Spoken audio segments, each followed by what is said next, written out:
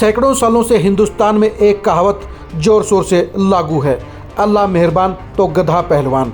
यानी निकम्मे आदमी के ऊपर भी बड़े रसूखदार की नज़र पड़ जाए, इनायत हो जाए तो वो रसूखदार बन जाता है।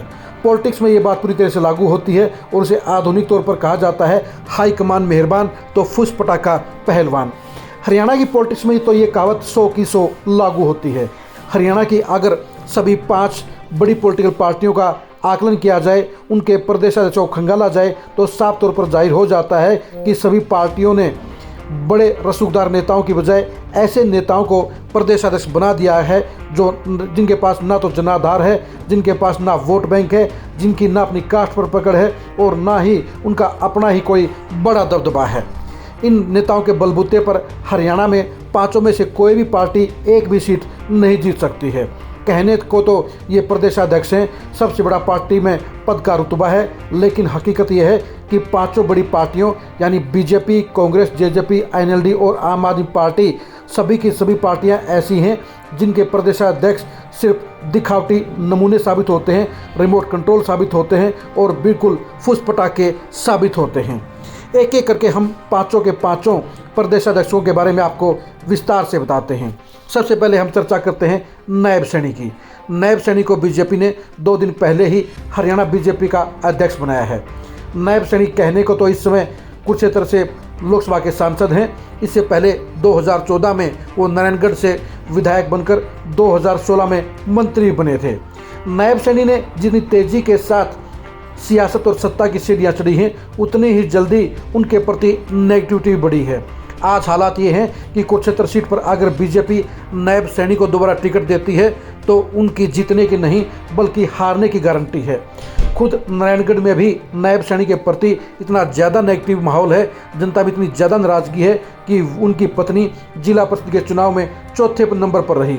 आप खुद ही बताइए, जो व्यक्ति, जो नेता अपनी पत्नी को जिला परिषद जैसे छोटे से चुनाव को में जितवा नहीं पाया, ऐसे में बीजेपी पार्टी को वो किस तरह से बीसी वोटरों का एक बड़ा धड़ा, एक बड़ा खेमा, एक बड़ी संख्या दिलवा सकता है।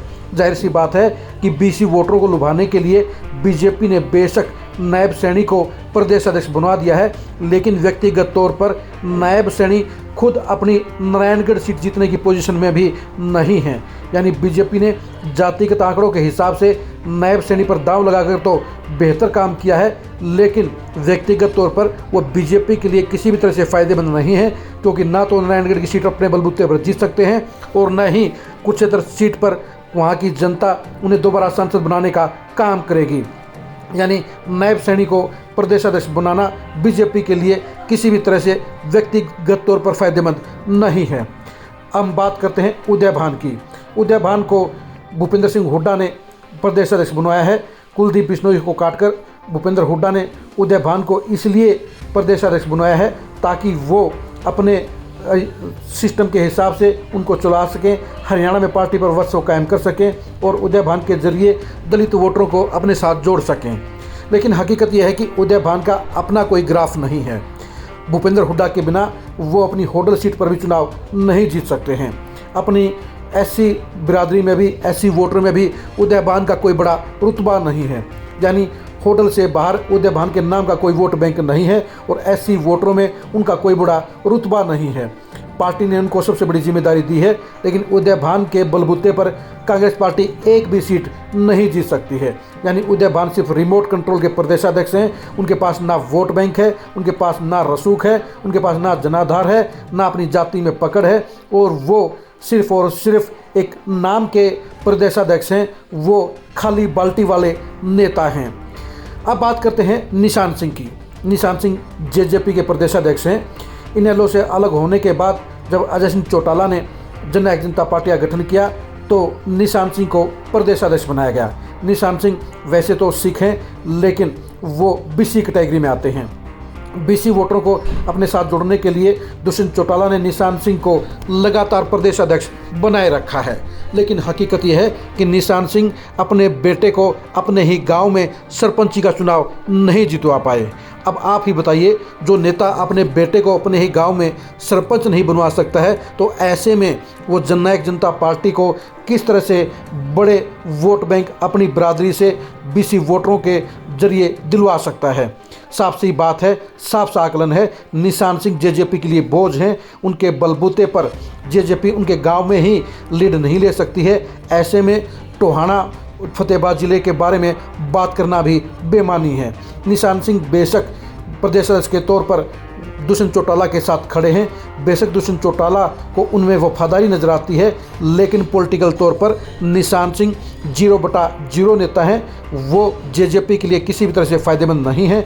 वो जेजेपी को सरपंची का चुनाव भी नहीं जितवा सकते हैं। ऐसे में उनके बलबूते पर जेजेपी कोई भी हरियाणा में एक सीट भी नहीं जीत सकती है। बेशक दुष्यंत चौटाला को निशान सिंह में बड़ी क्षमता नज़र आती है, बेशक निशान सिंह में उन्हें बड़ा चेहरा नज़र आता है, लेकिन उनके बेटे के सरपंची का चुनाव हारने के बाद ये साबित हो गया है कि निशान सिंह की पॉलिटिक्स खत्म हो चुकी है और दुष्यंत चौटाला ने उनको खामखा ही प्रदेश अध्यक्ष बना रखा है। उनके जरिए दुष्यंत चौटाला और जेजेपी को दोनों में से कोई भी फायदा नहीं होने वाला है। अब बात करते हैं इनेलो की। इनेलो ने जाट पॉलिटिक्स पर फोकस करते हुए बहादुरगढ़ के पूर्व विधायक नफे सिंह राठी को प्रदेश अध्यक्ष बनाया हुआ है। वो 2 बार वहाँ से विधायक भी रह चुके हैं, लेकिन नफे सिंह राठी अपने 20-25 हज़ार वोटरों के अलावा कुछ भी नहीं है। रोहतक और झज्जर जिले की जाट बेल्ट के अंदर सिर्फ अपने व्यक्तिगत वोटरों के अलावा नफे सिंह राठी का कोई पॉलिटिकल रसूख नहीं है। वो ना तो बागली में वोट दिलवा सकते हैं, ना वो किलोई में वोट दिला सकते हैं, ना रोहतक में वोट दिला सकते हैं और ना ही राय में वोट दिला सकते हैं। यानी वो जाट नेता हैं। वो इनेलो के प्रदेशाध्यक्ष हैं। वो 2 बार के विधायक भी रहे हैं, लेकिन आज की तारीख में नफे सिंह राठी बहादुरगढ़ से बाहर कुछ भी नहीं है और बहादुरगढ़ में भी वो सिर्फ 20 से 25 हज़ार वोट लेकर नंबर 3 पर रह सकते हैं। इस तरह से नफे सिंह राठी के जरिए भी इनेलो को कोई फ़ायदा नहीं होने वाला है। वो इनेलो के लिए किसी काम के नहीं है, लेकिन इनेलो इस समय गर्दिश के दौर से गुजर रही है। ऐसे में 20-25 हज़ार वोट लेने वाला पूर्व विधायक होना भी इनेलो और अभय सिंह चौटाला के लिए राहत की बात है। अभय सिंह चौटाला लगातार नफे सिंह राठी पर भरोसा बनाए हुए हैं, लेकिन ये भी सच्चाई है कि उनसे बेहतर विकल्प भी अभय चौटाला के पास कोई नहीं है। नफे सिंह राठी के बलबूते पर भी इनेलो एक भी सीट नहीं जीत सकती है। 5वीं और अंतिम पार्टी है आम आदमी पार्टी।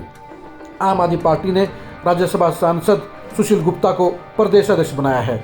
आम आदमी पार्टी 2024 के चुनाव में हरियाणा में बड़ी सियासी ताकत बनने का दावा रखती है, लेकिन सुशील गुप्ता के अगुवाई में आम आदमी पार्टी एक भी सीट जीतने की क्षमता नहीं रखती है। दिक्कत तो इस बात की है कि अभी तक सुशील गुप्ता के पास अपनी खुद की विधानसभा सीट नहीं है। वो पूरे हरियाणा में उस सीट की तलाश कर रहे हैं जहां से वो विधायक बन सकते हैं। अरविंद केजरीवाल की मेहरबानी से वो राज्यसभा सांसद तो बन गए हैं, लेकिन हरियाणा की सत्ता का सरताज बनने के लिए उन्हें एक सीट से विधायक बनना पड़ेगा और विधायक बनने के लायक एक ऐसी भी सीट नज़र नहीं आती है जहां से सुशील गुप्ता को 10,000 वोट भी मिल सकते हों। यही वजह है कि सुशील गुप्ता के लिए मुसीबतें बढ़ गई हैं, समस्याएं बढ़ गई हैं, दिक्कतें बढ़ गई हैं। उनको जल्दी ही अपने लिए विधानसभा सीट का सिलेक्शन करना पड़ेगा, लेकिन मैदानी हालात, ज़मीनी हकीकत तो ये बता रही है कि अभी सुशील गुप्ता के पास एक भी सीट ऐसी नहीं है जहां से वे जीत का सपना देख सकें। यानी सुशील गुप्ता की ना तो अपनी जाति में कोई पकड़ है, ना ही अपना कोई वोट बैंक है, ना ही अपना कोई जनाधार है। बेशक वो पिछले 5 साल से लगातार आम आदमी पार्टी को मजबूत करने के लिए मेहनत कर रहे हैं, लेकिन जब तक किसी नेता के पास अपनी कोई जिताऊ सीट नहीं होगी, जब तक उसके साथ वो अपनी पूरी बिरादरी नहीं खड़ी होगी, तब तक वो पार्टी के लिए किसी भी तरह से फ़ायदेमंद साबित नहीं हो सकता है। इस तरह आपने देख लिया होगा कि हरियाणा के सभी 5 बड़ी पार्टियों के प्रदेश अध्यक्ष बिल्कुल कोरे फुक और फुस पटाखे हैं, जिनके बलबूते पर कोई भी पार्टी एक भी सीट जीतने की क्षमता और दावा नहीं कर सकती है। यही वजह है कि सभी पार्टियों ने सिर्फ रिमोट कंट्रोल वाले लोगों को, नेताओं को प्रदेश अध्यक्ष बनाया है।